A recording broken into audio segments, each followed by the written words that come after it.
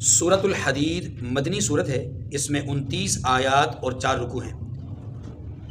اس سورہ مبارکہ میں بنیادی طور پر انفاق فی سبیل اللہ اور قتال فی سبیل اللہ کی بات کی گئی ہے۔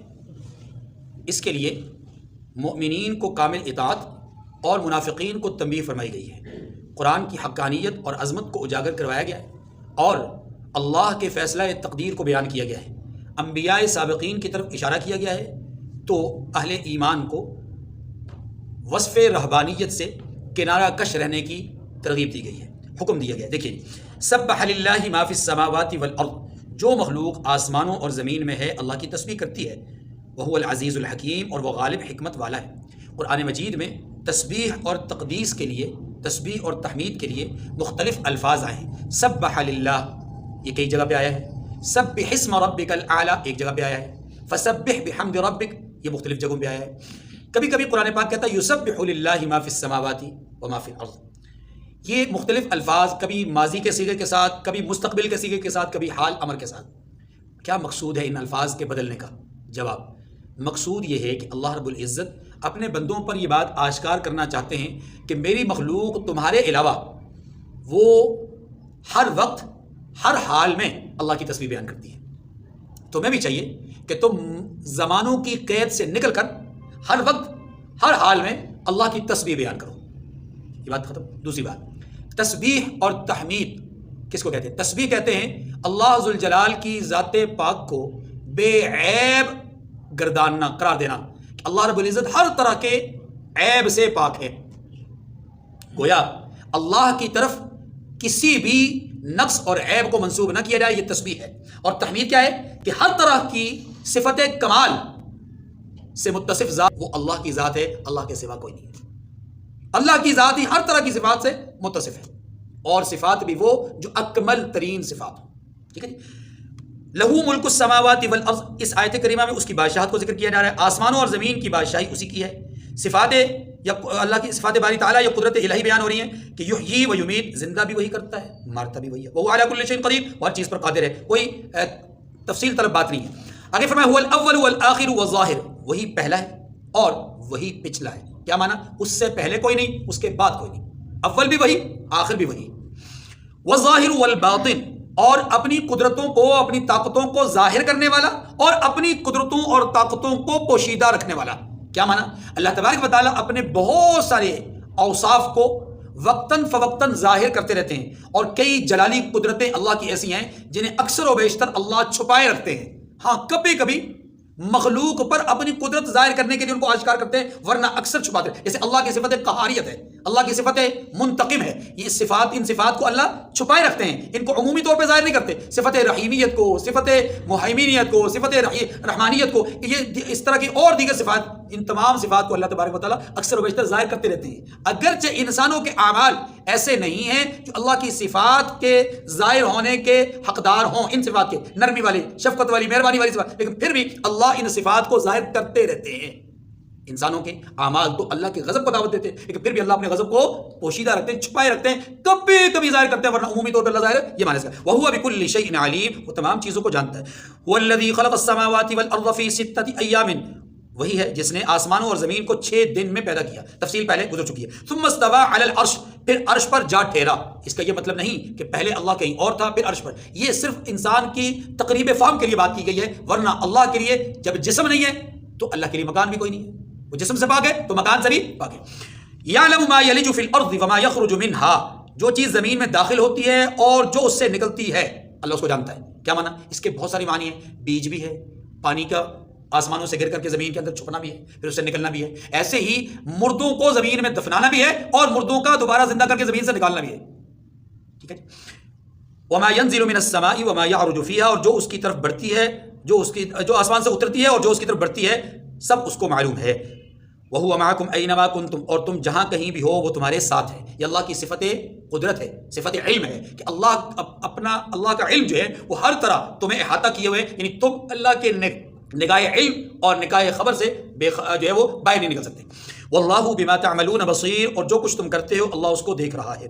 لہو ملک السماوات والارض، آسمانوں اور زمین کی بادشاہی اسی کی ہے. وإلی اللہ ترجع الامور، اور سب امور اسی کی طرف رجوع ہوتے ہیں، یا رجوع ہو، سب امور اسی کی طرف لوٹتے ہیں. یولج اللیل فی النہار ویولج النہار فی اللیل، وہی ہے رات کو دن میں داخل کرتا ہے اور دن کو رات میں داخل کرتا ہے. وہو علیم بذات الصدور، اور وہ دلوں کے بھیدوں تک سے واقف ہے. یہ اللہ کی صفات بیان ہوئی ہیں. ان صفات کے بیان کرنے کا مقصود کیا ہے؟ یاد رکھیے اللہ رب العزت نے اپنی ان صفات کو بیان اس لیے کیا کہ تاکہ میری توحید لوگوں پر آشکار ہو جائے کہ یہ صفات میری ہیں، میں ہی یہ کر سکتا ہوں، میرے سوا کوئی نہیں کر سکتا. تو اس کا مطلب یہ ہے کہ دنیا کے اس سارے نظام کا مالک اور بادشاہ میں ہی ہوں، میرے سوا کوئی نہیں. یہی توحید ہے. اسی بات کو دو دفعہ کہا گیا، لہو ملک السماوات، لہو ملک السماوات. آگے چلیے، آمنوا باللہ ورسولہ وانفقوا مما جعلکم مستخلفین فیہ، اللہ پر اور اس کے رسول پر ایمان لاؤ اور جس مال میں اس نے تم کو نائب بنایا ہے اس میں سے خرچ کرو. دو باتیں ہیں. ایک بات آمنوا باللہ ورسولہ، اللہ اور اس کے رسول پر ایمان لاؤ. اس سے مراد کیا ہے؟ اس سے مراد یہ ہے کہ اللہ رب العزت یہاں پر بندوں کو، اپنے بندوں کو، مومنین کو تنبیہ فرما رہے کہ تم منافقین کی طرح مت بنو. منافقین کی طرح سمجھیں. منافقین کیا کرتے ہیں؟ منافقین کا رویہ یہ ہے کہ وہ اللہ اور اس کے رسول کی اطاعت سے، اللہ کی اطاعت، رسول کی اتباع سے کتراتے ہیں، انحراف کرتے ہیں. انفاق فی سبیل اللہ کے لیے کہا جائے تو بخل کرتے ہیں، جہاد فی سبیل اللہ کے لیے کہا جائے تو ڈرپوکی کا مظاہرہ کرتے ہیں. مسلم اے اہل ایمان، تم منافقین کی طرح مت بننا. آمنوا باللہ ورسولہ کا اب معنی کیا ہوگا؟ کامل اطاعت کرو اللہ اور اس کے رسول کی. ایک بات.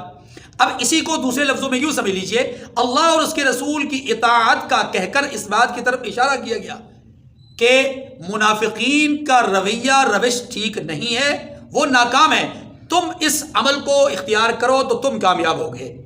اگلی بات فرمایا جو تمہیں اللہ نے رزق دیا ہے، جس چیز میں اللہ نے تمہیں نائب بنایا ہے اس میں سے خرچ کرو. نائب بنانے کا مطلب کیا ہے؟ وراثت کے طور پر جو مال تمہیں ملا ہے، یعنی وراثت کے طور پہ سے یہ مطلب مت سمجھیے گا کہ انسان کے پاس وہی مال جو وراثت میں ہے اسی میں سے خرچ کرے، جو اپنا کمایا ہوا خرچ نہ کرے. نہیں، مطلب یہ ہے کہ اللہ رب العزت نے انسان کو جو کچھ دیا ہے یہ ایک قسم کی وراثت ہے. ایک قسم کی کیا ہے؟ وراثت. اور وراثت میں سے خرچ کرنے کا، مال میں سے خرچ کرنے کا حکم اللہ رب العزت اسی لیے دے رہے ہیں تاکہ دلوں کے اندر مضبوطی پیدا ہو، بخل پیدا نہ ہو.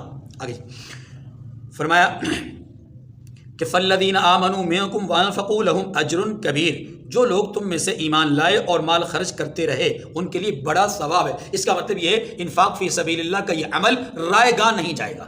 اللہ کی راہ میں خرچ کرنے کا عمل ضائع. اسی لیے اللہ رب العزت نے اس کے لیے 700 دانوں کے گندم کی مثال دے کر کے سمجھایا کہ ایک خرچ کرنا 700 لوٹائے جانے کے مترادف ہے، یا 700 گنا اجر اس کا بڑھ جانا ہے. عام نیکی میں ایک نیکی کا اجر 10 گنا ہے، جبکہ انفاق فی سبیل اللہ ایک ایسی نیکی ہے کہ اس میں ایک کے خرچ کرنے کا اجر 700 گنا ہے. وَمَا لَكُمْ لَا تُؤْمِنُونَ بِاللَّهِ، اور تم کیسے لوگ ہو کہ اللہ پر ایمان نہیں لاتے. یہ منافقین کی طرف اشارہ ہے. تم کیسے لوگ ہو کہ اللہ پر ایمان نہیں لاتے. دیکھیے منافقین آ کر کہا کرتے تھے نشہدو انک لرسول اللہ، ہم گواہی دیتے ہیں کہ آپ اللہ کے رسول ہیں. ایمان تو لا رہے تھے. یہاں اللہ نے ان کے ایمان کی نفی کی ہے، وہاں پر بھی اللہ نے ایمان کی نفی کی ہے. واللہ یعلم ان المنافقین لکاذبون. بھائی وہ ایمان کا اظہار تو کر رہے ہیں، اللہ نفی کر رہے ہیں. کیوں؟ اس لیے کہ اللہ رب العزت یہ بیان فرما رہے ہیں کہ یہ ایمان کے اعتبار سے ظاہر تو ظاہر کر رہے ہیں، یعنی اپنا ظاہر تو ایمان کے اعتبار سے ظاہر کر رہے ہیں، لیکن اپنے باطن میں ایمان کی اہمیت کو جگہ نہیں دیتے. گویا یہ دل سے مؤمن نہیں ہے. اسی لیے فرمایا وَمَا لَكُمْ لَا تُؤْمِنُونَ بِاللَّهِ، تمہیں ہو کیا گیا تو کہ تم اللہ پر ایمان نہیں لاتے. حالانکہ وَالرَّسُولُ يَدْعُوكُمْ لِتُؤْمِنُوا بِرَبِّكُمْ وَقَدْ أَخَذَ مِيثَاقَكُمْ إِن كُنتُم مُؤْمِنِينَ، حالانکہ اس کے پیغمبر تمہیں بلا رہے ہیں کہ اپنے پروردگار پر ایمان لاؤ، اور اگر تم کو باور ہو، یعنی تمہیں یاد ہو تو وہ تم سے عہد بھی لے چکا ہے. اگر تمہیں یاد ہو تو وہ تم سے عہد بھی، کیسے عہد؟ دیکھیے اس عہد سے مراد یقیناً وہ عہد ہے جو رسول صلی اللہ علیہ وسلم کسی کو شہادتین کا کلمہ پڑھانے سے کے بعد لیا کرتے تھے کہ دیکھو تم یہ جو اللہ کی وحدانیت کی گواہی دینا چاہ رہے ہو، رسول کی رسالت کی گواہی دینا چاہ رہے ہو، اس کے ساتھ اسلام کی یہ بنیادی تعلیمات ہیں، یہ عقائد ہیں، یہ ایمانیات ہیں، ان کو مانو گے، ان پر عمل کرو گے تو تم مومن رہو گے. اس لحاظ سے رسول اللہ صلی اللہ علیہ وسلم بیعت ایمان جو کیا کرتے تھے ان شرائط کی طرف اشارہ کیا گیا کہ وہ بیعت ایمان، یعنی جن چیزوں پر تم نے رسول کے ہاتھ پر بیعت کی تھی ان چیزوں کو پورا کرو نا.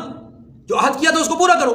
ٹھیک ہے, اس سے مراد یہ ہے کہ حالانکہ تمہیں اگر یاد ہو تو تم اس بات پر عہد دے چکے ہو کہ ہم ایمان کے تقاضوں کو پورا کریں گے, ایمانیات کو دل میں جگہ دیں گے اور عبادات کو اختیار کریں گے, لیکن اب تم اطاعت نہیں کر رہے, اب تم مان نہیں رہے, اب تم خرچ نہیں کر رہے. اس کا مطلب یہ کہ تم نے اس وعدے کا ایفا نہیں کیا. اشارہ ہے کس کی طرف؟ منافقین کی طرف. اگلی بات یاد رکھیے کہ رسول کی جو اطاعت ہے ان دونوں آیات کریمہ میں اس پر زور دیا گیا. اب کیوں زور دیا گیا؟ اس کی وجہ یہ ہے کہ رسول کی اطاعت نور ہی نور ہے. اگر رسول کی اطاعت نہیں کریں گے تو اندھیرا ہی اندھیرا ہے, ظلمات ہی ظلمات ہے, اور اگر رسول کی اطاعت کریں گے تو نور ہی نور ہے, اس دنیا کے اندر بھی اور آخرت میں بھی. هو الذي ينزل على عبده آيات بينات ليخرجكم من الظلمات إلى النور وإن الله بكم لرؤوف رحيم. وہی تو ہے جو اپنے بندے پر واضح آیتیں نازل کرتا ہے, یعنی ایسی آیات کہ جن کا مد مقابل کوئی پیش نہیں کر سکتا, ایسی آیات کہ جس کے احکامات بالکل واضح ہیں, دو ٹوک ہیں, ایسی آیات کہ جن کی امثال اور جن میں بیان کردہ قصے ان میں کسی قسم کا کوئی تردد اور شک نہیں ہے, ایسی آیات کہ جس کی نصیحت بالکل کلیئر ہے. اس لیے فرمایا اللہ وہ ذات ہے کہ جس نے اپنے بندے پر واضح آیات اتاری ہے, مثال کے اعتبار سے, قصے کے اعتبار سے, عبرت کے اعتبار سے, احکامات کے اعتبار سے, ترغیب کے اعتبار سے, نصیحت کے ہر اعتبار سے واضح آیات ہے. آگے فرمایا کیوں اتاری ہے؟ لیخرجکم من الظلمات الی النور, تاکہ تمہیں اندھیروں سے نکال کر روشنی میں لائے. کون؟ اللہ نے آیات واضح اتاری ہیں تاکہ تمہیں اندھیروں سے نکال کر روشنی میں لائے. اس سے مراد دو چیزیں, یا تو آیات الہی مراد ہیں یا رسول اللہ صلی اللہ علیہ وسلم کی ذات مراد ہے, کہ رسول تمہیں جو پیغام دے رہے ہیں, رسول تمہیں جو تعلیم دے رہے ہیں وہ تعلیم روشنی پر مبنی ہے. اس لیے میں نے عرض کیا کہ رسول صلی اللہ علیہ وسلم کی اطاعت نور ہی نور ہے. وَإِنَّ اللَّهَ بِكُمْ لَرَؤُوفٌ رَحِيمٌ, اور بے شک اللہ تم پر نہایت شفقت کرنے والا مہربان ہے. دیکھیے جی دو لفظ استعمال ہوئے, رؤوف رحیم. رؤوف کا معنی بھی مہربان, رحیم کا معنی بھی مہربان, لیکن دونوں میں فرق کیا ہے؟ فرق کیا ہے؟ توجہ کیجیے گا. دیکھیے ایک ہے شفقت کا ایک پہلو یہ ہے کہ نقصان کو دور کیا جائے, کسی بھی شے میں نقصان کو دور کیا جائے, یہ بھی جس سے نقصان کو دور کیا گیا اس کے لیے شفقت اور مہربانی ہے. اچھا ایک یہ ہے کہ اس آدمی کو جس کی کوئی ضرورت ہے اس کی ضرورت کو پورا کیا جائے, اس کی ضرورت کے مطابق اس کو دے دیا جائے, یہ بھی شفقت اور مہربانی ہے. اب اللہ رؤوف بھی ہیں, رحیم بھی ہیں. کیا معنی؟ اللہ اپنے بندوں سے نقصان کو دور کرنے والے ہیں اور ان کو نفع دینے والے ہیں. نقصان کو دور کرنا بھی شفقت ہے اور نفع دینا بھی شفقت ہے. تو اللہ دونوں اپنی صفات کو اپنے بندوں کے لیے کیا فرماتے ہیں؟ ظاہر فرماتے ہیں کہ وہ اپنے بندوں کے لیے رؤوف بھی ہے اور رحیم بھی ہے. کتنی زبردست جامع قسم کی صفات بیان کی گئی. پیچھے بیان کیا گیا اللہ اور اس کے رسول پر ایمان لاؤ, رسول کی اطاعت کیوں نہیں کرتے, رسول سے تم نے عہد دیا تھا رسول کو تم نے اس پر پورا کیوں نہیں اترتے, یہ انفاق فی سبیل اللہ کیوں نہیں کر رہے. سنو, یہ انفاق فی سبیل اللہ کرنا, اطاعت کرنا رسول کی, اللہ کی بات ماننا, یہ تمہارے لیے نقصان دہ نہیں ہے بلکہ نہ کرنا تمہارے لیے نقصان دہ ہے. تو اللہ تم سے یہ نقصان دور کرنا چاہتا ہے اور اللہ اس کے بدلے میں تمہیں لہم اجر کبیر, تمہیں بڑا اجر دینا چاہتا ہے. لہٰذا وہ رحیم بھی ہے, وہ رؤوف بھی ہے, وہ رحیم بھی. اب بات سمجھ آگے چلیں. وما لکم الا تنفقوا فی سبیل اللہ وللہ میراث السماوات والارض, اور تمہیں کیا ہوا ہے کہ اللہ کے راستے میں خرچ نہیں کرتے حالانکہ آسمانوں اور زمینوں کی وراثت اللہ ہی کی ہے. یعنی آسمانوں اور زمینوں کا اصل مالک پہلے بھی اب بھی بعد میں بھی اللہ ہی ہے. تم سے جو کچھ چھوٹے گا اللہ ہی کے پاس رہے گا. آگے لا یستوی منکم من انفق من قبل الفتح وقاتل, جس شخص نے تم میں سے فتح مکہ سے پہلے خرچ کیا اور لڑائی لڑی, اولئک اعظم درجۃ من الذین انفقوا من بعد وقاتلوا, فرمایا یہ برابر نہیں ہو سکتے.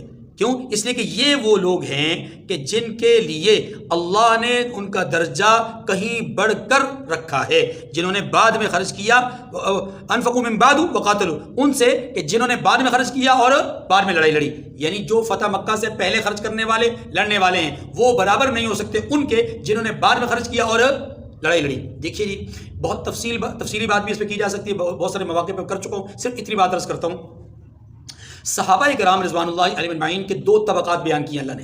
ایک وہ طبقہ جو فتح مکہ سے پہلے مسلمان ہوا اور انفاق فی سبیل اللہ کیا, اللہ کے راہ میں خرچ کیا اور جہاد کیا. دوسرا وہ طبقہ جو بعد میں مسلمان ہوا اور اللہ کے راہ میں خرچ کیا اور جہاد کیا. اللہ فرماتے ہیں دونوں برابر نہیں ہیں, دونوں برابر یہاں کچھ لوگوں نے اپنے خوب سے باطن کا اظہار کرتے ہوئے یہ کہنا شروع کر دیا کہ جناب دیکھیے اللہ تعالیٰ نے جب فرق کر دیا ہے کہ انسان برابر نہیں ہے، عظمتیں برابر نہیں ہیں، درجات برابر نہیں ہیں، تو اس کا مطلب یہ کہ جو پہلے والے لوگ ہیں ان کی قدر کرو، بعد والوں کی قدر نہ بھی کرو تو کوئی مسئلہ نہیں، وہ تو طلقاء میں سے ہیں، فلاں میں سے ہیں، فلاں میں سے۔ یاد رکھیے اس آیت کریمہ کا یہ مطلب ہے ہی نہیں۔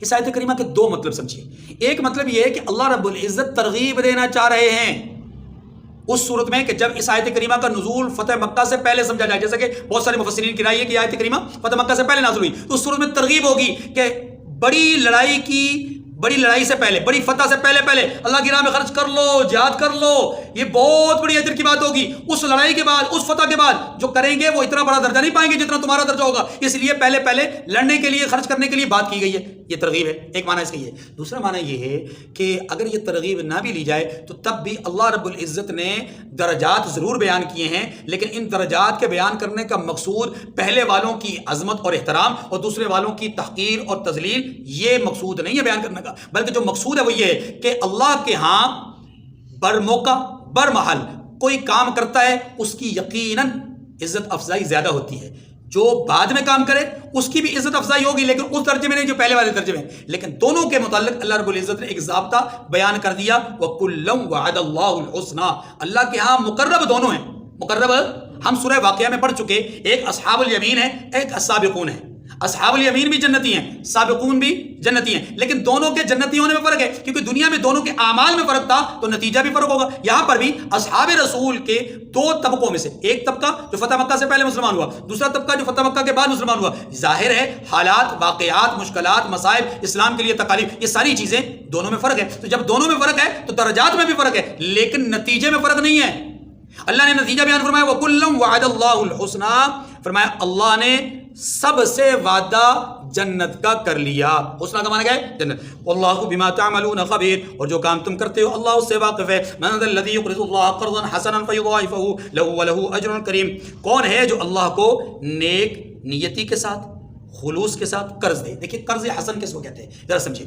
قرض حسن کا ہمارے ہاں تصور یہ ہے، قرض حسنہ وہ ہوتا ہے کہ جناب جو جس میں لمٹ نہ ہو، وقت کی قید نہ ہو، بس غیر معینہ مدت کے لیے دے دیا جائے کہ جب اس کے پاس ہوں گے وہ لوٹا دے گا، اس کو قرض حسنہ کہتے ہیں۔ شریعت مطہرہ نے یہاں جن الفاظ کو استعمال کیا ہے قرآن پاک نے، اس کو سمجھیے۔ قرآن پاک یہ کہتا ہے کہ جو شخص قرض حسن دے گا اللہ اس کو ڈبل ٹرپل کر کے، بڑھا چڑھا کر کے اس کو واپس لوٹائے گا۔ اب قرض حسن سے مراد کیا ہے؟ قرض حسن سے مراد یہاں پر جو چیز ہے اس کو سمجھیے، اللہ کے راستے میں حلال مال کو نیک نیتی کے ساتھ بغیر ریا کے خرچ کرنا، اور خرچ کرنے کے بعد احسان نہ جتلانا، یہ قرض حسن ہے۔ اللہ کی راہ، خلوص نیت، حلال مال اور بغیر ریاکاری کے خرچ کرنا، یہ چار چیزیں خرچ کرنے سے پہلے۔ اور پانچویں بات، خرچ کرنے کے بعد جس کو دیا اس پر احسان نہیں جتلانا۔ یہ پانچ صفات جس مال کے خرچ کرنے میں ہوں گی وہ قرض حسن ہوگا، اور اسی پر اللہ کے ہاں دوہرا تیرا چورا جو ہے وہ اجر اور ثواب ملے گا۔ اور اس کے لیے فرمایا واللہ یضاعف لمن یشاء، اللہ جس کے لیے جتنا چاہیں گے بڑھاتے رہیں گے، کوئی اس کی قید۔ دیکھیے نا، حلال مال بھی ہو، اللہ کی راہ میں بھی ہو، نیت میں بھی خلوص ہو، ریاکاری بھی نہیں ہے، پھر خرچ کرنے کے بعد جتلانے کا عمل بھی نہیں ہے، تو ظاہر ہے یہ بہت بڑے جگرے کی بات ہے۔ ورنہ عام طور پہ تو یہ ہوتا ہے کہ اول تو خرچ کرنا ہی مشکل ہوتا ہے، ہو جائے تو جتلانا ضروری ہوتا ہے کہ جناب میں نے تو فلاں موقع پہ یہ خرچ کیا تھا۔ اس لیے اللہ تبارک و تعالیٰ فرماتے ہیں من ذا الذی یقرض اللہ قرضا حسنا فیضاعفہ لہ ولہ اجر کریم، کون ہے جو اللہ کو نیک قرض دے، یعنی اچھا قرض دے تو وہ اس کو اس سے دگنا ادا کرے گا، اور اس کے لیے عزت کا صلہ ہے۔ یوم تری المؤمنین والمؤمنات یسعی نورهم بین ایدیہم وبایمانہم بشراکم اليوم جنات تجری من تحتها الانہار خالدین فیہا، جس دن آپ مومن مردوں اور مومن عورتوں کو دیکھو گے کہ ان کے ایمان کا نور ان کے آگے آگے اور دائیں طرف چل رہا ہے، تو ان سے کہا جائے گا کہ بشراکم اليوم، تمہیں بشارت ہو آج کے دن، کس بات کی؟ جنات تجری من تحتها الانہار، ایسے باغات کی جن کے نیچے نہریں بہ رہی ہیں، خالدین فیہا، ان میں ہمیشہ رہو گے، ذالک هو الفوز العظیم، یہی بڑی کامیابی ہے۔ اگلی آیت بھی پڑھتے ہیں پھر میں بیان کرتا ہوں۔ یوم یقول المنافقون والمنافقات للذین آمنوا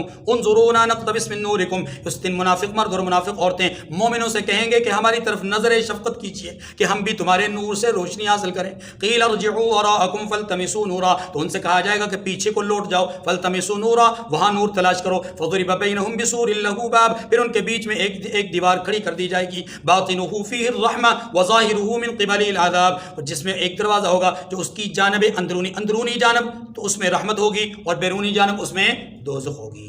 ینادونہم الم نکن معکم، تو وہ منافق اذیت کے ساتھ تکلیف کی وجہ سے پکار اٹھیں گے، کہیں گے الم نکن معکم، کیا ہم دنیا میں تمہارے ساتھ نہیں تھے؟ قالوا بلا، اہل ایمان کہیں گے کیوں نہیں، بے شک تھے، ولکنکم فتنتم انفسکم وتربصتم وارتبتم وغرتکم الامانی، وہ کہیں گے کیوں نہیں تھے، لیکن تم نے خود اپنے آپ کو ہلاکت میں ڈالا اور ہمارے حق میں تم انتظار میں تھے حوادثات کے، اور تمہیں تمہاری آرزوؤں نے دھوکے میں ڈالا، حتی جاء امر اللہ، یہاں تک کہ اللہ کا حکم آ پہنچا، وغرکم باللہ الغرور، اور شیطان نے تمہیں دھوکے میں ڈال دیا، وہ تو ہے ہی دھوکے باز، دغا باز۔ دیکھیے ان آیات کریمہ میں اللہ تبارک و تعالیٰ، ایک اگلی آیت بھی ہے، ان آیات کریمہ میں اللہ تبارک و تعالیٰ نے یہ بات سمجھائی ہے کہ پل صراط سے دو طبقات گزرنے کا ذکر کیا جا رہا ہے، اہل ایمان، منافقین۔ فرمایا اہل ایمان جب پل صراط پر پہنچیں گے ان کے آگے بھی نور ہوگا، ان کے دائیں طرف بھی نور ہوگا۔ اللہ اکبر، یعنی معنی یہ ہے کہ اہل ایمان نور کی نورانیت میں ہوں گے اور منافقین کے بارے میں کہا گیا وہ اندھیرے میں ہوں گے۔ اب اس پوری بات کو سمجھنے سے پہلے ذرا ایک مثال سمجھیے۔ دیکھیے جی، آخرت کے نور اور روشنی کا تعلق دنیاوی نور یا دنیاوی روشنی کے ساتھ نہیں ہے۔ دنیا میں عام طور پہ آپ دیکھتے ہیں کہ ایک آدمی کے پاس بیٹری ہے، راستے میں اندھیرا ہے، اور ایک آدمی کے پاس بیٹری ہے، تو اس کی جو بیٹری کی جو لائٹ ہے وہ جس کے پاس موجود ہے اسے بھی فائدہ دے رہی ہے، اور جو ساتھ چل رہا ہے اس کو بھی۔ ایسے ہی ہوتا ہے نا دنیا میں۔ اللہ پاک فرماتے ہیں کہ آخرت میں ایسا نہیں ہوگا، آخرت میں دو میں سے کوئی ایک صورت جو سمجھ میں آتی ہے وہ ہو سکتی ہے، یا دونوں ہی ہو سکتی ہیں، کہ اہل ایمان کے پاس روشنی ہوگی، منافقین کے پاس روشنی نہیں ہوگی، دونوں اکٹھے جا رہے ہوں گے پل صراط کی طرف۔ جب پل صراط پہ پہنچیں گے تو اہل ایمان تو اپنے نور ایمان کی روشنی میں چل پڑیں گے، اور منافق کے لیے اندھیرا ہی اندھیرا ہوگا۔ اب ایمان والے کے پاس روشنی ہے، منافق کے پاس روشنی نہیں۔ اس کی مثال دنیاوی روشنی والی نہیں ہے، بلکہ وہاں ایک ایسی روشنی جس کو آپ باطنی روشنی کہتے ہیں، نور ایمان کہتے ہیں، اس نور ایمان کی روشنی میں، باطنی روشنی میں مومن چلتا ہوا جائے گا، اس کی روشنی سے منافق کو کوئی فائدہ نہیں ہوگا۔ اس کا دوسرا معنی یہ ہے کہ مومن کے پاس تو روشنی ہوگی، لیکن منافق کی آنکھوں سے اللہ نور بصارت چھین لیں گے، وہ اندھا ہو جائے گا۔ جیسے دنیا میں بیٹری پکڑنے والے کے ساتھ اگر اندھا آدمی ہو تو اسے راستے میں چلنے کے لیے اس اندھیرے اور جو پہلے اندھیرا تھا کوئی فرق نہیں ہے، اس لیے اسے چلنے کے لیے کسی نہ کسی کا سہارا چاہیے، کسی نہ کسی کا۔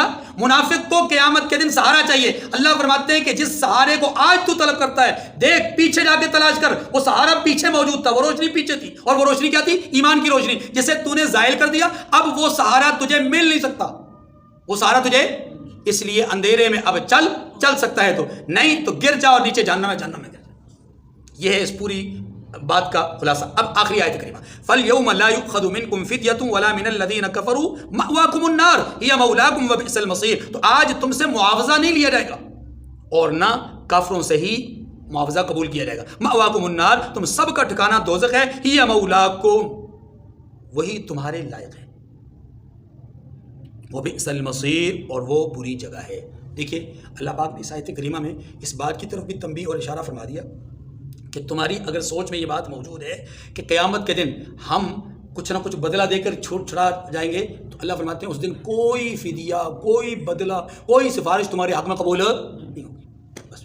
اور تمہاری اور کافروں کی دونوں کی جو منزل ہے وہ جہنم ہے۔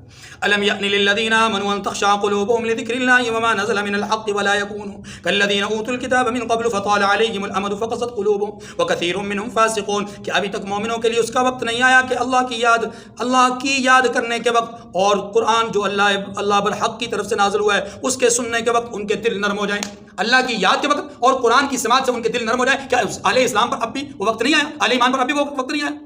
یاد رکھیے کہ اللہ کا قرآن وہ روحانی بارش ہے، اللہ کا قرآن کیا ہے؟ روحانی بارش کی مانند ہے. جیسے بارش برسنے سے سبزے، پھل پھول، نباتات اور بہت ساری چیزوں میں ہریالی آ جاتی ہے، نکھار آ جاتا ہے. قرآن کے الفاظ سننے سے، اس کے الفاظ کو سمجھنے سے، اس کے الفاظ پر عمل کرنے سے انسان کی زندگی بہار و بہار ہو جاتی ہے. الم یأن للذین آمنوا ان تخشع قلوبهم لذکر اللہ وما نزل من الحق. آگے فرمائیں ولا یکونوا کالذین اوتوا الکتاب من قبل، اور وہ ان لوگوں کی طرح نہ ہو جائیں جن کو ان سے پہلے کتابیں دی گئی تھی. فطال علیہم الامد، پھر ان پر زمانہ طویل گزر گیا. کیا مانا؟ ان کے اوپر ایک لمبا عرصہ گزر گیا، اور ان کی یہ مراد ہے کہ ان کی جو آرزویں ہیں وہ بڑھ گئیں. فقست قلوبہم، تو ان کے دل سخت ہو گئے. وکثیر منہم فاسقون، اور ان میں سے اکثر نافرمان ہیں. کون؟ اہل کتاب میں سے اکثر نافرمان. اعلموا ان اللہ یحیی الارض بعد موتها، جان لو کہ اللہ ہی زمین کو اس کے مرنے کے بعد زندہ کرتا ہے. قد بینا لکم الآیات لعلکم تعقلون، ہم نے اپنی نشانیاں تمہارے لیے کھول کھول کر بیان کر دی ہیں تاکہ تم سمجھو. ان المصدقین والمصدقات وقرضوا اللہ قرضا حسنا یضاعف لهم ولهم اجر کریم، جو لوگ خیرات کرنے والے ہیں، مرد بھی اور عورتیں بھی، اور اللہ کو نیک نیت کے ساتھ قرض دیتے ہیں، ان کو دو چند ادا کیا جائے گا، یعنی ان کا خرچ کیا ہوا ان کو ڈبل یا بڑھا کر کے دیا جائے گا، اور ان کے لیے عزت کا صلہ ہے. والذین آمنوا باللہ ورسولہ، تفصیلی بات پہلے ہو چکی ہے. والذین آمنوا باللہ ورسولہ اولئک هم الصدیقون، اور جو لوگ اللہ اور اس کے پیغمبروں پر ایمان لائے یہی اپنے پروردگار کے نزدیک صدیق ہیں اور شہید ہیں. جو لوگ اپنے اپنے زمانے میں پیغمبروں پر ایمان لائے وہی صدیق ہیں، وہی شہید ہیں. معنی یہ ہے کہ ان کے درجات ان 4 درجوں میں سے، ظاہر ہے پہلا درجہ تو نبی کا ہے، اولئک الذین انعم اللہ علیہم من النبیین، نبیوں پر ایمان لانا. اب نبی کا درجہ تو الگ ہوا. والصدیقین والشہداء والصالحین، یہاں اس آیت کریمہ میں یہ بیان کیا گیا جو نبیوں کے راستے کو اختیار کرتے ہیں یا وہ صدیق بن جاتے ہیں، یا شہید بن جاتے ہیں، یا وہ صالح بن جاتے ہیں. ٹھیک ہے، اللہ ہمیں بھی ان میں سے کوئی ایک رتبہ نصیب فرما دے. لہم اجرہم و نورہم، ان کے لیے ان کے پروردگار کے ہاں صلہ ہوگا اور نور کی یا ایمان کی روشنی ہوگی. والذین کفروا وکذبوا بآیاتنا اولئک اصحاب الجحیم، جن لوگوں نے کفر کیا اور ہماری آیتوں کو جھٹلایا وہی دوزخ والے ہیں. کوئی تفصیل طلب بات نہیں. آگے اعلموا انما الحیاۃ الدنیا لعب ولہو وزینۃ وتفاخر بینکم وتکاثر فی الاموال والاولاد. فرمایا جان لو کہ دنیا کی زندگی محض کھیل اور تماشا اور زینت، اور تمہارے آپس میں فخر و ستائش اور مال و اولاد کی ایک دوسرے سے زیادہ طلب ہے. دیکھیے جی، اس جملے کا مطلب کیا ہے؟ اس جملے کا مطلب یہ ہے کہ اللہ تعالیٰ نے انسانوں کو ان کے 3 ادوار کی طرف متوجہ فرمایا ہے، اور ان 3 ادوار میں 3 طرح کی خواہشات کو بیان کیا ہے. 3 ادوار کیا ہیں؟ بچپن، جوانی، بڑھاپا. 3 خواہشیں کیا ہیں؟ بچپن میں آدمی کی خواہش ہوتی ہے کھیلنا کودنا، بس یہی اس کی زندگی ہوتی ہے، بچے کی زندگی یہی ہوتی ہے. جب بچہ جوان ہو جاتا ہے تو جوانی میں خواہشات کیا ہوتی ہیں؟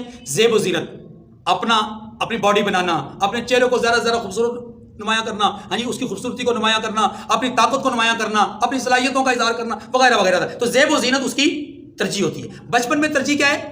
کھیل کود. اور جوانی میں ترجیحات کیا ہیں؟ زیب و زینت.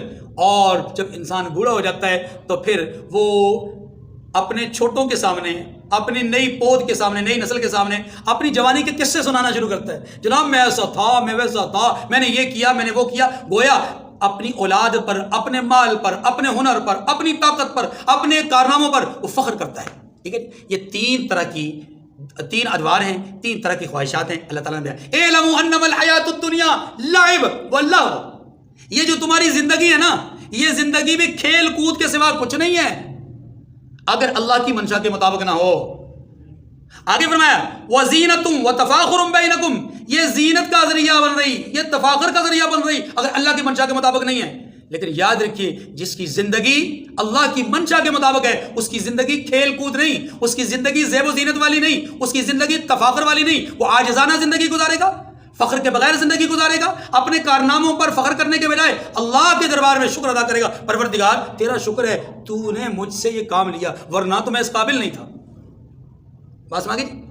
آگے فرمایا کمثل غیث اعجب الکفار نباته ثم یہیج فتراه مصفرا ثم یکون حطاما. یہ فخر و مباحات، یہ تکبر اور غرور، اس کو اللہ نے ایک مثال سے سمجھایا. فرمایا کمثل غیث اعجب الکفار، اس کی مثال ایسی ہے جیسے بارش کہ اس سے کھیتی اگتی ہے اور کسانوں کو وہ کھیتی بھلی لگتی ہے. پھر فرمایا ثم یہیج فتراه مصفرا، پھر وہ خوب زرد ہو جاتی ہے. یہ معنی یہ کہ ثم یہیج فتراه مصفرا، پھر وہ خوب زور پر آتی ہے. فتراه مصفرا، پھر اے دیکھنے والے تو اس کو دیکھے گا یا اس کو دیکھتا ہے کہ وہ پک کر زرد ہو جاتی ہے، ثم یکون حطاما، پھر وہ چورا چورا ہو جاتی ہے۔ کیا مطلب؟ دیکھیے بیان یہ کیا گیا کہ جب کوئی آدمی اپنی کھیتی کو جب اس میں بیج وغیرہ ڈالتا ہے، ہل جوتتا ہے، تو وہ کسان جس نے یہ کام کیا ہے اب وہ یہ کام کرنے کے بعد خوش ہو جاتا ہے، اور جب وہ کھیتی لہلہانا شروع ہو جاتی ہے تو پھر یہ آپے سے باہر ہو جاتا ہے، یعنی ایک یوں سمجھ لیں فخر و مباحث کرتا ہے، جناب میرا کام اچھا تھا، میری محنت اچھی تھی، میرا بیج اچھا، میرا اس کے اوپر دیکھ بھال کا معاملہ اچھا، ہاں جی میں نے سارے معاملات اچھے کی، اب نتیجہ یہ کہ جناب میری کھیتی پک کر کے تیار ہو گئی ہے۔ اب وہ لوگوں کے سامنے اپنی شیخیاں بگاڑنا شروع ہو گئی، پھر اللہ کہتے ہیں پھر ہم کیا کرتے ہیں کہ اس کو زرد کر دیتے ہیں،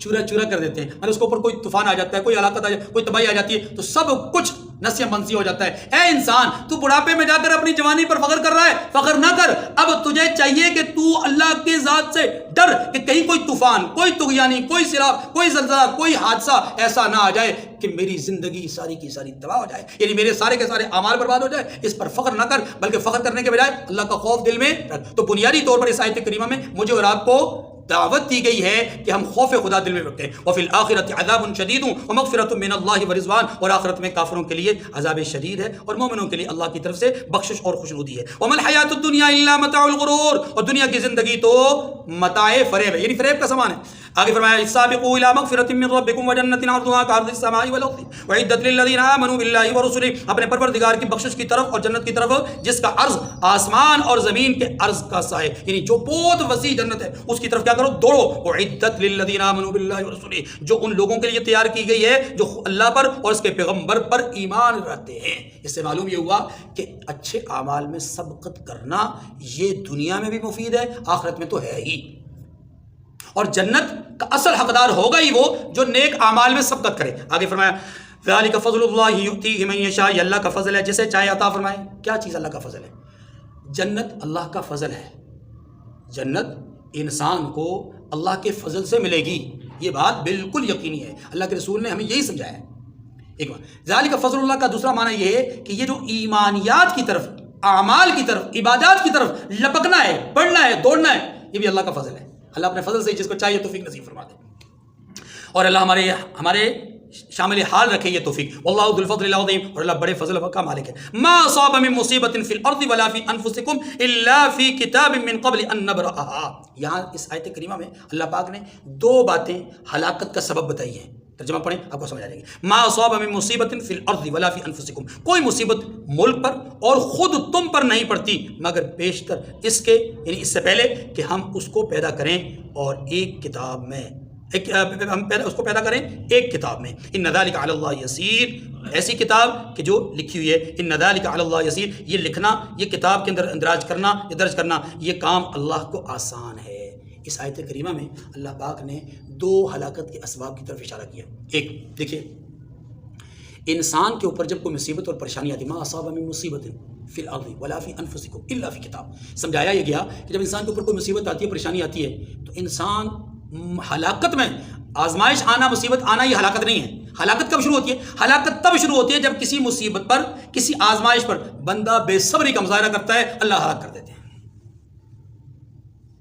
آج ایک جگہ بات کرنے کا موقع ملا طلباء میں، مدرسے کے طلباء میں، تو میں نے ان سے کہا کہ ہم امتحان لینے کے لیے یہاں آئے تھے، تو یہ امتحان ہے نہیں، اصل میں امتحان تو آپ کا ہو چکا۔ کیوں؟ اللہ نے محلے کے بہت سارے بچوں میں سے تمہیں چن کر کے مسجد میں بٹھایا، تو اس کا مطلب ہے کہ تمہیں چنا ہے، تو جس کو چن لیا وہ کامیاب ہو گیا، تو اس کا مطلب ہے کامیابی اور ناکامی کا فیصلہ تو اللہ نے پہلے کر دیا۔ اب آپ کا کام کیا ہے؟ اس کامیابی کے راستے کو سنبھال کے رکھنا، یہ آپ کا کام، اس کو اللہ نے آپ کے ہاتھ میں دے دیا۔ اب آپ کی مرضی ہے، آپ گرل پکڑ کر کے، پلر پکڑ کر کے، کوئی درخت پکڑ کر کے وہیں رک جاؤ، آگے نہ بڑھو، یا آپ کی دوڑ آگے کی طرف چلتی ہے۔ یہی سمجھایا گیا ہے، بے صبری کا مظاہرہ مت کرو۔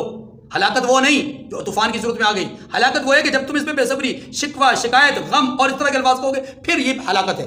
ایک دوسرا یہ ہے، ہلاکت کا دوسرا سبب کیا ہے کہ اگر انسان کے اوپر مصیبت نہیں آتی، رحمت آتی ہے، تو رحمت کے وقت وہ اللہ کو بھول جاتا ہے، تکبر کرنا شروع ہو جاتا ہے۔ یا بے صبری ہلاکت کا سبب ہے، بڑا سبب، یا انسان کا تکبر اور غرور ہلاکت کا بڑا سبب ہے۔ ان ذالک علی اللہ یسیر، یہ لکھنا اللہ کے لیے آسان، لکھا لا تأسوا علی ما فاتکم ولا تفرحوا بما آتاکم، یہ ہیں وہ دو جملے۔ اب دیکھیے فرمایا کہ تاکہ جو مطلب تم سے یعنی جو چیز آپ سے فوت ہو گئی، یا جو چیز آپ سے زائل ہو گئی، اس کا غم نہ کھایا کرو، اور ولا تفرحوا بما آتاکم، جو تمہیں اس نے دیا ہے اس پر اترایا نہ کرو، بے صبری کا مظاہرہ بھی نہ کرو، غرور بھی نہ کرو. واللہ لا يحب كل مختال فخور، اور اللہ کسی اترانے والے، شکی بگاڑنے والے کو دوست نہیں رکھتا. الذين يبخلون ويأمرون الناس بالبخل. اچھا، یہ جو لوگ ہیں نا جو ہلاک ہونے والے ہوتے ہیں، یہ صرف خود ہلاک نہیں ہوتے بلکہ دوسروں کی ہلاکت کے بھی متمنی ہوتے ہیں. متکبر آدمی پھر بخیل بھی ہوتا ہے. اللہ نے اس کو بخل کے، اچھا آپ کہیں گے کہ جناب وہ جو دکھلانے کے لیے خرچ کرتا ہے وہ بھی تو متکبر ہے. نہیں بھائی، وہ ریاکار ہے، لیکن یاد رکھیے ریاکار کے اندر سب سے بڑا مسئلہ ہوتا ہی ہے کہ وہ دکھلانے کے لیے سب کچھ کرنا چاہتا ہے. متکبر آدمی جو ہے، ریاکار آدمی، وہ دکھلانے کے لیے ہی تو کرتا ہے، ضرورت کے لیے نہیں خرچ کرتا، ضرورت کی جگہ پہ خرچ نہیں کرتا، دکھلانے کے لیے خرچ کرتا ہے، اور یہی انسان کی ہلاکت ہے. ٹھیک ہے. الذین یبخلون ویأمرون الناس بالبخل، جو خود بھی بخل کریں اور لوگوں کو بھی بخل سکھائیں. ومن یتول فإن اللہ هو الغنی الحمید، اور جو شخص روگردانی کرے تو اللہ بھی بے نیاز ہے اور ہر طرح کی حمد و ستائش اسی کے لیے، یعنی اللہ بھی اس سے روگردانی اختیار کریں گے. لقد ارسلنا رسلنا بالبینات وانزلنا معهم الكتاب والميزان ليقوم الناس بالقسط. ہم نے اپنے پیغمبروں کو کھلی نشانیاں دے کر بھیجا اور ان پر کتابیں نازل کی اور میزان، ترازو، ليقوم الناس بالقسط، تاکہ لوگ انصاف پر قائم رہیں. دیکھیے اللہ نے آسمانی کتابیں اتاری، ترازو اتارا. اس ترازو سے مراد یہ ہے کہ انصاف کے تقاضوں کو اتارا، احکامات کو اتارا. تو معلوم یہ ہوا کہ اللہ رب العزت نے یہ جو پیغامات دیے ہیں، یہ جو احکامات دیے ہیں، ان احکامات کے دینے کا مقصود کیا تھا؟ کہ لوگوں کے درمیان لوگ ایک دوسرے کے ساتھ انصاف اور عدل کا معاملہ کریں. آگے فرمایا وَأَنزَلْنَا الْحَدِيدَ فِيهِ بَأْسٌ شَدِيدٌ، اور اس میں لوہا پیدا کیا. کیوں نے لوہا پیدا کیا؟ تاکہ اس میں خطرہ بھی ہے، خطرہ بھی شدید ہے، اور وہ منافع للناس، اور لوگوں کے لیے فائدے بھی ہیں. اس لوہے کے اندر اللہ تعالیٰ نے بہت سارے مقاصد رکھے ہیں. ان میں سے ایک مقصد بیان کیا کہ اس میں اللہ رب العزت نے لوگوں کے فوائد رکھے. اس کے بیچنے سے، اس کے خریدنے سے، پھر اس سے اشیاء بنانے سے، اس سے چیزیں تیار کرنے سے جو ہے وہ فائدے ہوتے ہیں. اسی طریقے سے اس سے اسلحہ وغیرہ بھی تیار کیا جاتا ہے، جو ایک سخت ترین کام ہے، تباہی کا بھی ہے اور فائدے کا بھی ہے. اس میں بھی تباہی بھی ہے اور فائدہ بھی ہے. اگر اللہ کے لیے، دین کے لیے کیا جائے پھر فائدہ ہی فائدہ ہے، اور اگر دنیا کی غرض کے لیے اس کو استعمال کیا جائے تو پھر تباہی ہی تباہی ہے، نقصان ہی نقصان. اتنی بات باقی آگے یہ بات سمجھیے کہ اللہ تبارک و تعالیٰ نے فرمایا کہ ہم نے لوہے کو آسمان سے اتارا. اب سوال یہ کہ کیا لوہا آسمان سے اترا ہے؟ جواب اس کا یہ کہ نہیں. بعض اوقات اللہ تعالیٰ کسی چیز کی اہمیت کو اجاگر کرنے کے لیے اس طرح کے الفاظ استعمال کرتے ہیں. مثلا اللہ تعالیٰ نے سورہ انعام میں یہ بات بیان فرمائی کہ ہم نے ہر چیز کو جوڑا، ہر چیز کا جوڑا اتارا. تو کیا اللہ تعالیٰ نے ہر چیز کو آسمان سے اتارا؟ نہیں. اس کا مطلب ہوتا ہے اللہ یہ فرما رہے ہیں وَأَنزَلْنَا الْحَدِيدَ، کہ ہم نے اس حدید میں، لوہے میں فائدہ ظاہر کیا. ہم نے ہر چیز کے جوڑے میں فائدہ ظاہر کیا، ہم نے اتارا، ہم نے ظاہر کیا. دیکھیے آسمان سے بارش اترتی ہے تو یہ آسمان سے تو نہیں اترتی، یہ اللہ کے حکم سے اترتی ہے. اللہ اس بارش کو ظاہر فرماتے ہیں، ورنہ وہ تو بادلوں میں چھپی ہوئی ہوتی ہے، وہ پانی بادلوں میں چھپا ہوتا ہے. تو انزلنا کا بعض اوقات معنی واقعی اتارنا ہوتا ہے اور بعض اوقات اس کا معنی صرف ظاہر کرنا ہوتا ہے. تو یہاں پر معنی کیا ہے؟ ظاہر کرنا، کہ ہم نے لوہے کو ظاہر کیا تاکہ لوہے سے لوگ اسلحہ وغیرہ شدید چیزیں بنائیں، اور اسی طریقے سے یہ لوگوں کے لیے دیگر منافع کا بھی کام دے. وَلِيَعْلَمَ اللَّهُ مَن يَنصُرُهُ وَرُسُلَهُ بِالْغَيْبِ، اور اس لیے بھی اس لوہے کو اتارا ہے تاکہ لوگ بن دے کہ اللہ اور اس کے پیغمبروں کی مدد کرتے ہیں تو اللہ ان کو معلوم کر لے. یعنی اللہ ایسے لوگوں کو بھی ظاہر کرے جو بغیر دیکھے اللہ کی مدد کرتے ہیں اور اللہ کے پیغمبروں کی مدد کرتے ہیں. اللہ ایسے لوگوں کو دوسروں پر ظاہر کر دے، اس لیے اللہ نے یہ نعمتیں اتاری. ان اللہ قوی عزیز، بے شک اللہ قوی ہے، غالب ہے. وَلَقَدْ أَرْسَلْنَا نُوحًا وَإِبْرَاهِيمَ وَجَعَلْنَا فِي ذُرِّيَّتِهِمَا النُّبُوَّةَ وَالْكِتَابَ فَمِنْهُم مُّهْتَدٍ. میں نے عرض کیا تھا کہ آخر میں پیغمبروں کا ذکر ہے، یہاں پر بیان کیا گیا کہ ہم نے نوح اور پیغمبر اور ابراہیم کو پیغمبر بنا کر بھیجا اور ان کی اولاد میں بھی پیغمبری جاری کی. لیکن یاد رکھیے ساری کی ساری اولاد نہیں، ان کی اولاد میں حضرت نوح علیہ السلام کو آدم ثانی کہا جاتا ہے، تو ان کے 3 بیٹوں کی اولاد پوری دنیا میں چل رہی ہے، اور ان میں اللہ نے مختلف بیٹوں کی اولادوں میں اللہ نے مختلف لوگوں کو منصب نبوت کے لیے چنا. پھر اس کے بعد خاص طور پہ ابراہیم علیہ السلام کا ذکر کیا، کیونکہ ابراہیم علیہ السلام نوح علیہ السلام کے بعد مشہور ترین نبی ہیں. ان کا ذکر کیا گیا کہ ان کی اولاد میں بھی اللہ نے نبوت کو جاری کیا. 2 بیٹے اسماعیل، اسحاق، اور دونوں میں کی اولاد میں اللہ نے نبیوں کو جاری کیا. اسماعیل علیہ السلام کی اولاد میں سے ایک نبی محمد کریم، اور ابراہیم حضرت اسحاق علیہ السلام کی اولاد میں سے 4000، 12000 یا 18000 انبیاء اللہ نے مبعوث فرمائے. ٹھیک ہے. والکتاب، اور ان کو کتاب بھی دی. فمنہم مہتد، تو بعض تو ان میں سے ہدایت پر ہیں، وکثیر منہم فاسقون، اور اکثر ان میں سے خارج اطاعت ہیں. سمجھیے ذرا، اللہ فرماتے ہیں ہم نے نوح کو، ابراہیم کو اور ان کی اولاد کو پیغمبری عطا کی. سوال یہ ہے، بات تو پیغمبری کی چل رہی ہے اور پھر کہا جا رہا ہے کہ ان میں سے کچھ ہدایت یافتہ ہیں، کچھ گمراہ ہیں. تو بات تھوڑی ہے نا مشکل. بظاہر مشکل بات ہے کہ پیغمبری دی اور ان میں سے کچھ ہدایت یافتہ کچھ گمراہ. تو جواب یہ ہے کہ یہ ہدایت اور گمراہی کی نسبت انبیاء کی طرف نہیں ہے, اولاد انبیاء کی طرف ہے. کس کی طرف ہے؟ اولاد انبیاء کی طرف. کہ انبیاء کی اولادوں میں کچھ لوگ ایسے ہوئے جو ہدایت پر ہوئے اور کچھ لوگ وہ تھے جو گمراہی پر تھے, لیکن ہدایت والے تھوڑے اور گمراہی والے زیادہ تھے. یہی بات کی گئی. ثم قفینا علی آثارہم برسولنا وقفینا بعیسی ابن مریم وآتیناہ الانجیل. پھر ان کے پیچھے انہی کے قدموں پر اور پیغمبر بھی بھیجے اور ان کے پیچھے مریم کے بیٹے عیسیٰ کو بھیجا اور ان کو انجیل عنایت کی. وجعلنا فی قلوب الذین اتبعوہ رأفۃ ورحمہ. اور جن لوگوں نے ان کی پیروی کی ان کے دلوں میں شفقت اور مہربانی ڈال دی اور لذات سے کنارہ کشی, ورہبانیت لذات سے کنارہ کشی اختیار ان کے دلوں میں ڈال دی.